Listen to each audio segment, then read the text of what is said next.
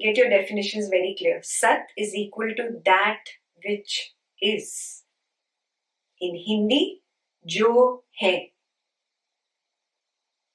That which is. Sat.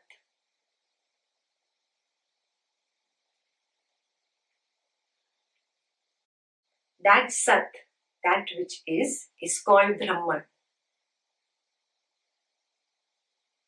In other words, presence is called Brahman. Presence.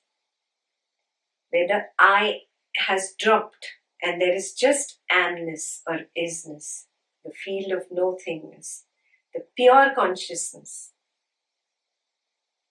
the reality, that is Brahman. That is just Sat, that which is. The next line is important. The luster of Sat is Chit.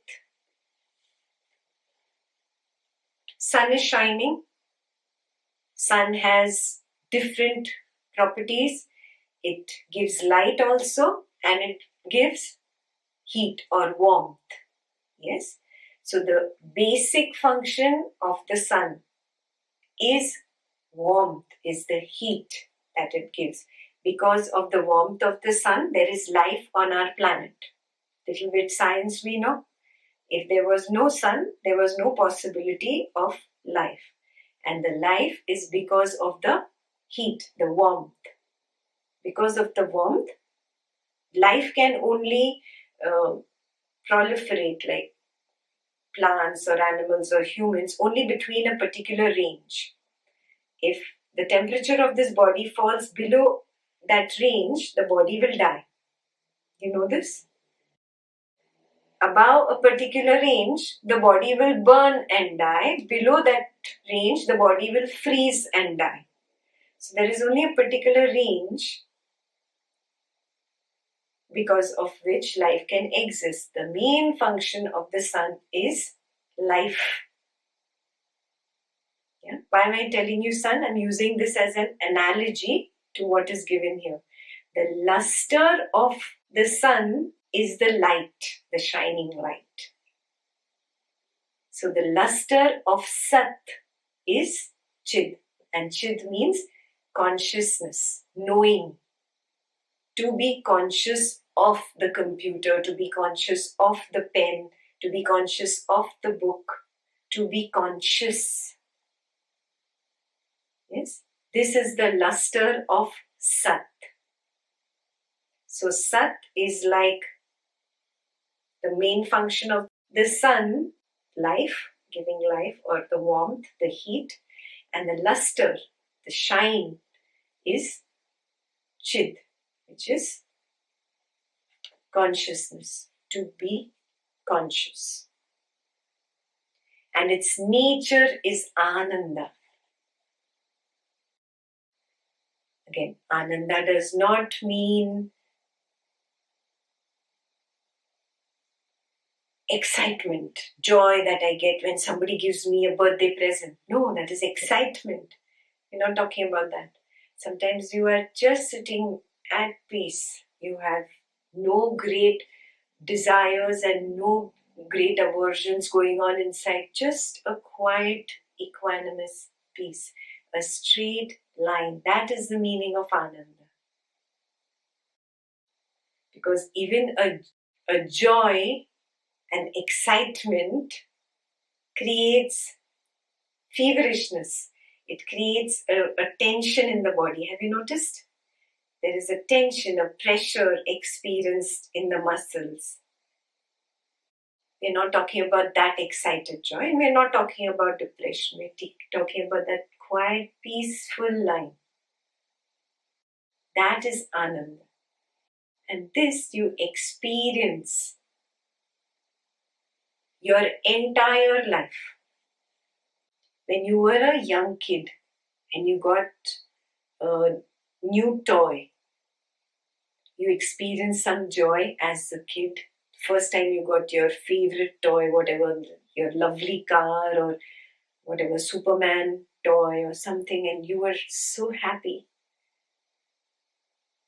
Now, remember the flavor of that joy? Can you remember? Okay, you grew up and you had your first boyfriend or your first girlfriend. And they said, yes, I love you too. Remember that joy? Now you got your first job and you got that first salary and the money, my own money. Remember that joy? Remember the flavor of that joy? Now tell me, are these flavors of joy or happiness different? Was the childhood joy different, the teenage joy different, or the adult joy? Is there a different flavor? Like there's a flavor of vanilla ice cream, chocolate ice cream, and mint ice cream. Do you notice? Joy is the same taste. Do you understand what I'm saying? If joy was coming from that external object, then that external object is different, so I should get different flavors of joy, no, every time. Why do I experience the same flavor only?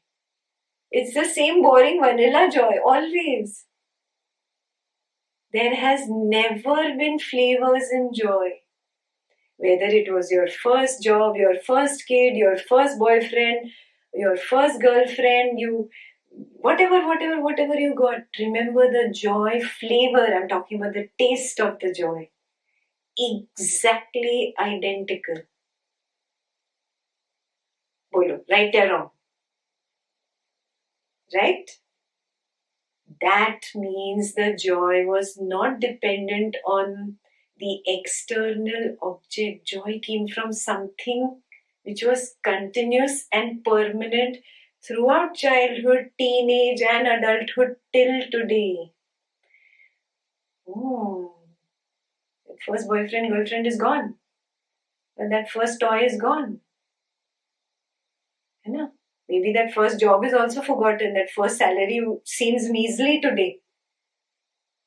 But that joy that day was exactly the same flavor as the first toy or the first girlfriend or the first baby maybe when you had. Oh, it cannot be possible that if the joy came from an external object and the object is different, then the flavor also should have been different. It came from one single source. And that single source was permanent from childhood to teenage to adulthood till today, if you're old. Then you say, so I was looking at the wrong place. Maybe the joy was here, not here.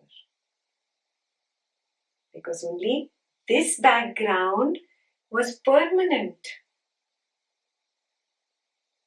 This background was there throughout. That is the source of Ananda.